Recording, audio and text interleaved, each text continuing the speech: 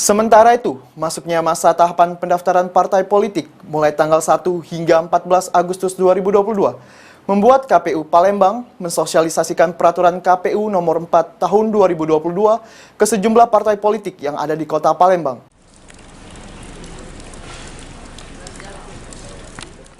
Sejumlah perwakilan pengurus partai politik di kota Palembang hadir dalam sosialisasi peraturan KPU nomor 4 tahun 2022 di KPU Palembang.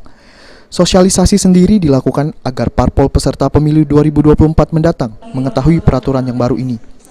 Menurut Muhammad Joni selaku Divisi Teknis dan Penyelenggaraan KPU Palembang sejauh ini, KPU Palembang masih menunggu hasil verifikasi yang dilakukan oleh KPU Pusat untuk selanjutnya melakukan verifikasi faktual dan administrasi.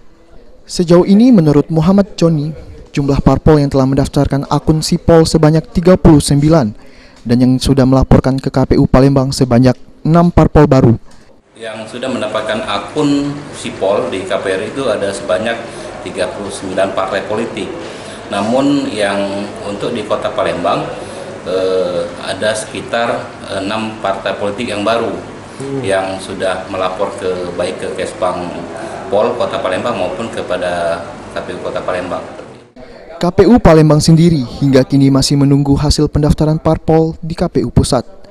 Firman Hidayat, PAL TV.